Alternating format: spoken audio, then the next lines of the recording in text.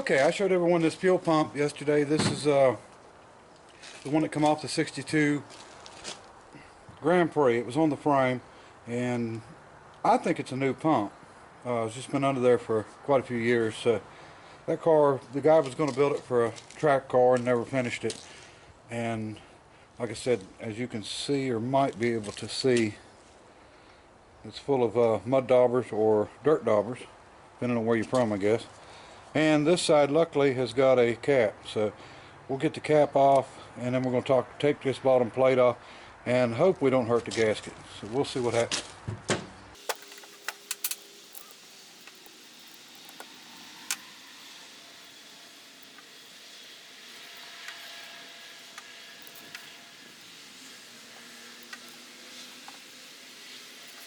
Alright, we'll get something to tap on that and try to get it off.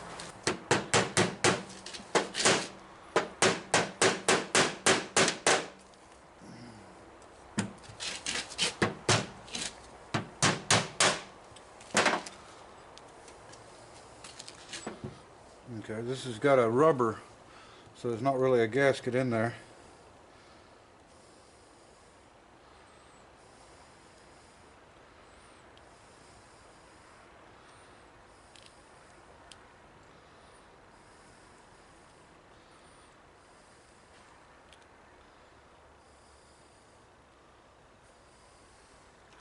As you can see, it's got a pressure relief valve on it, which is right here.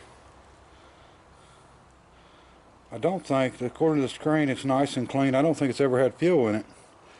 But you can see the mud daubers or dirt daubers.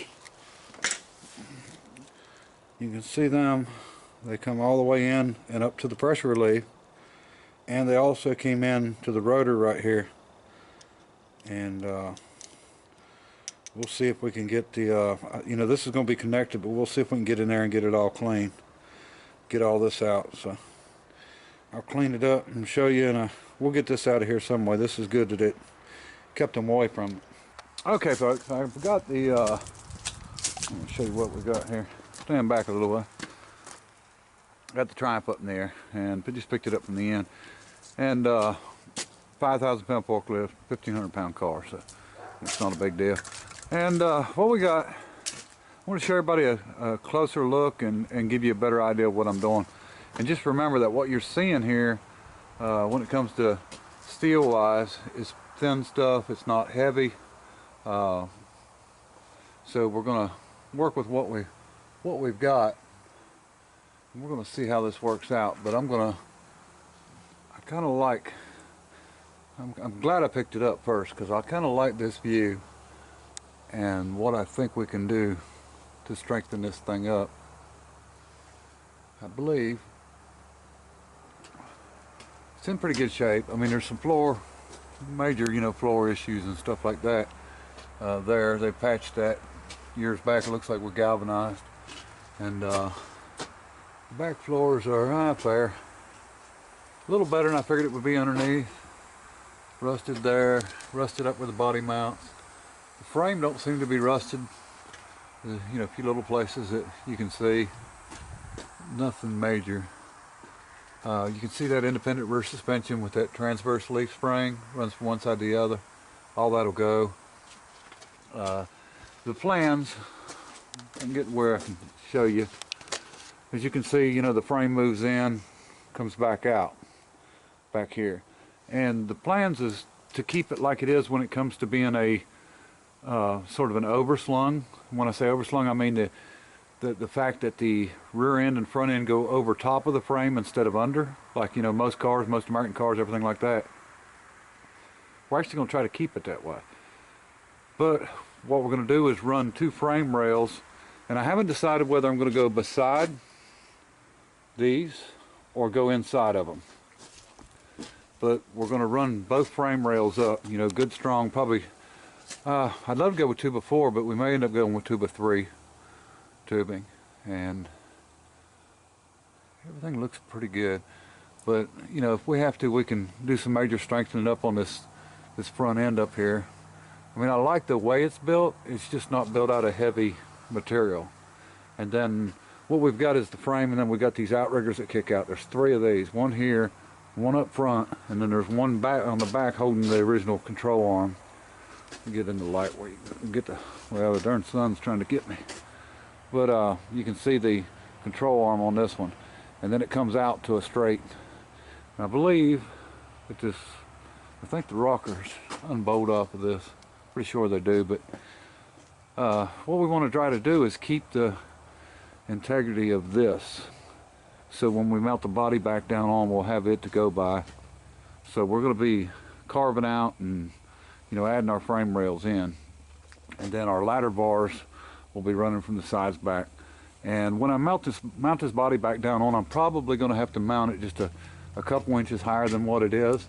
And that'll actually help out a lot. And, you know, a lot of the stuff will get cut away. And I'm actually going to let this thing down and show everybody basically the rest of the car, but, you know, a whole lot closer up so you can see exactly what I'm working with. But, you know, like I said, the rear end's got to go.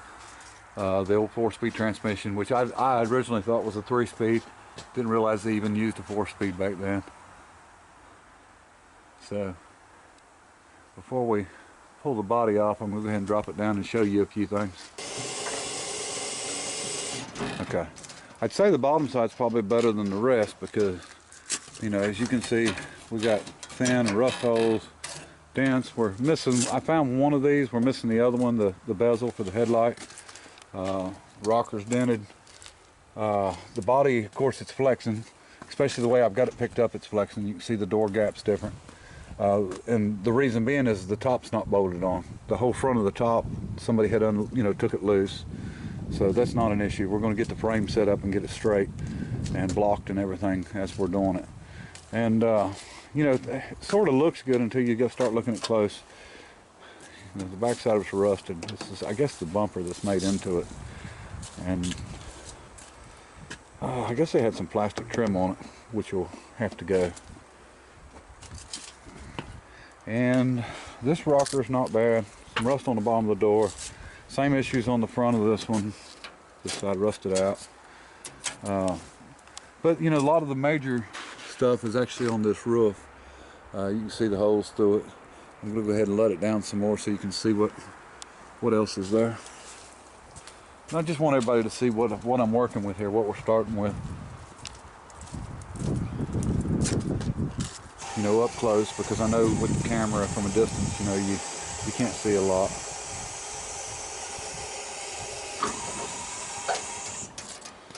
Okay. Windshield, of course, busted. The top, like I said, is completely unbolted from it. Just screws that went through it originally. Top's, of course, rusted through here, holes, and across the back, it's rusted. This side's rusted, pretty bad. Of course, the top rubber's shot. Both hinges are broke on the trunk lid, and it don't want to, well, it's not going to hinge right. And you know, the rust holes. The interior is about as rotted as you'll find. Everything's about shot. I pulled the seat out of the other side because it wasn't bolted down. I was checking the floors.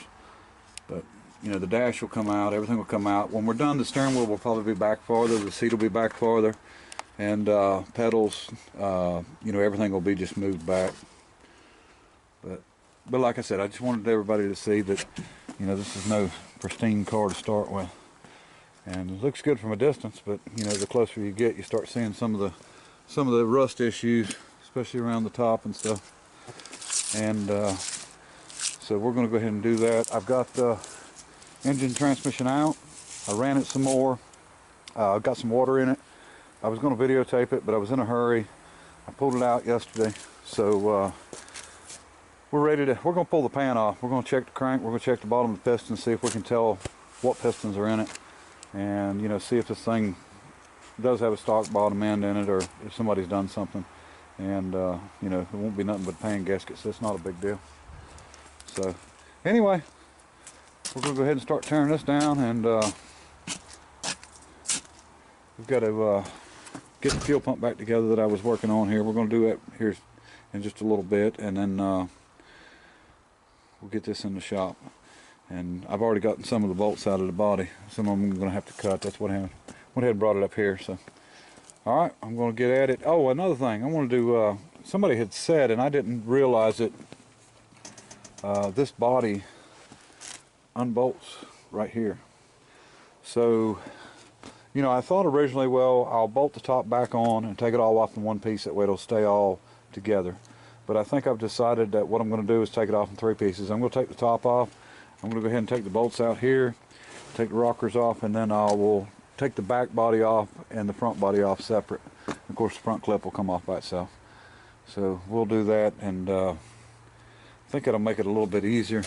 The transmission too, there's some issues. The shifter's definitely not hooked up and working, but I couldn't get it to shift out of gear. It's actually stuck in gear. And like I said, it's definitely in rough shape. I don't know what would have been here for the hump. I don't know whether that would have been metal or not, but it's all missing. So anyway, you know, we're going to try to do some frame modifications so we can at least get the transmission pan off. The transmission, everything's going to go in from the top side. The drive shaft's going to be running above the frame instead of below it. So we're going to have to build some safety stuff and a tunnel. And yeah, it's just the way it's going to be. But I mean, we got enough height, we can deal with it. And anyway, I'll get at it and show you as I go. Okay, for the car, I guess we're going to have to call it for the night. Of course, the trunk lid's off, which didn't take nothing, and top's off. The body's in good shape. The top's pretty rough, even up underneath, so we're going to have to do some repair on that, and I'll show you that in just a second. But I cleaned some of the carpet and stuff out of it, trying to get it cleaned out. It's pretty much a mess. A lot of rust here, but I think it's going to be fine. What we're going to do, I think, is unbolt, you know, across and just take the back half of this body off first, and we'll leave the cowl and the hood for last. And since I got it on the forklift and I got it up to where I can actually get to it, and we do have some rust issues up here too. And you know, little stuff like this, if you was going to do an original restoration, you know, that's a pain in the butt. All the way down through, it's got rust. But for what we're doing, it's not going to matter. And I don't know how bad this side is. It's got some, but it's not terrible. There's some here. Stick your finger through. So, anyway, it is what it is. It's what we're going to work with. I'll show you that top. Okay. Here's the top. This bolt here was ripped out, so we're going to have to do some straightening out here. But as you can see, it's rusted bad through there. Not terrible over here, but it's got some rust. We'll get all that straightened out and get us a new stud welded on there to pull it down. You know, we'll probably use the same system, put the top back on. And I think that's about it. It's pretty good besides that. We'll get the headliner out of it and stuff. Won't be no need to run that. So, all right. It sort of looks like an LOMG now. So anyway, I found a wheat penny in it. You know, in '59 when this was made was I guess last year, 4 wheat pennies, I believe. And the wheat penny I found is a 55. So I'm sure there was a bunch still in circulation through the 60s and stuff, but thought that was pretty neat. Laying on the floor under the carpet on this side. And I did notice the hump and everything was made out of cardboard. So, and this, as you can see, is just cardboard screwed down. So, for the boot. Built pretty cheap. Alright, I'll be honest, they're built really cheap. Cardboard dash. I guess that's the way they prefer to do it. But anyway, alright, let me get this fuel pump back together, and then well, I've got to do a tow, and then I'll get the fuel pump back together and we'll call it a night. Okay, back on the fuel pump. It's a lot later than it was. Dark out, so figured we'd get this finished up. I got it about cleaned up. I got the blade out. This is called a vein pump. And these are just little veins that slide out, but I've got one of them out, the one that actually had a little corrosion on it. And I've got it's turning, as you can see. but I got to clean up a little bit on the inside, and I got to clean the vane up and get it back in it, and maybe clean it off just a little bit, and we'll get it back together, see what it does.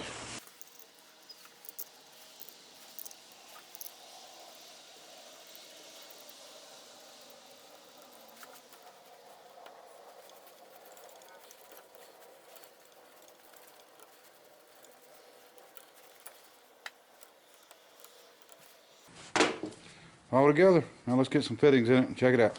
Okay, we're getting ready to test this pump.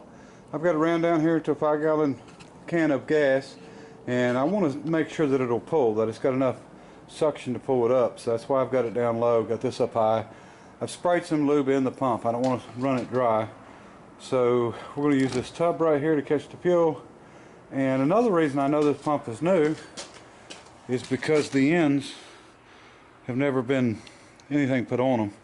So we're ready to go here, and I'm going to try it out, and we'll see what happens. Let's hope for the best. And if this works out, then we won't need to buy a pump. All right. I think I'll do this a little different.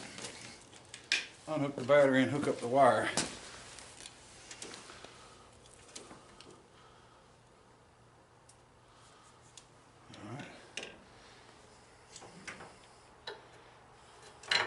Hopefully we don't miss our tub there.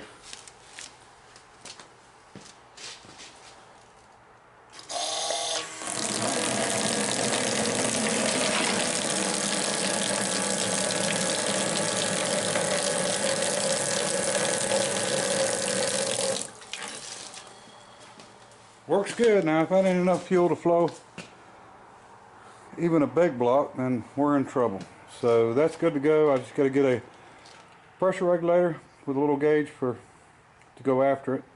And we're going to try to hardline all these lines in. I don't want to use a bunch of rubber hose and clamps. We don't want to take any chances on anything coming loose, and any fire, anything like that. So we'll get flare fittings to put in here, and then we'll run line up to it. And what I'll do to save money is I will actually buy the line, or I may have some line here without and go ahead and do the double flare on myself. That way I don't have to buy lines that are pre-made. It's a lot cheaper to do it this way. But anyway, we'll figure all that out. But what I'm going to do now is cap the ends of that pump off, see if I've got a couple caps for it, so we don't have to worry about anything else getting in it. We'll try to get all the gas out of it too, but anyway, we'll see what we can do here. Okay, so what I did was go ahead and put 2 pieces of pipe in it.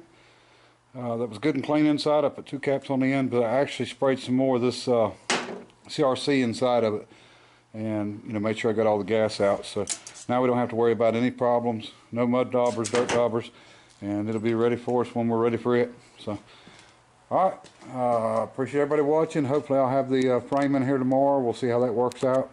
Depends on how busy I am, and till next time, bye.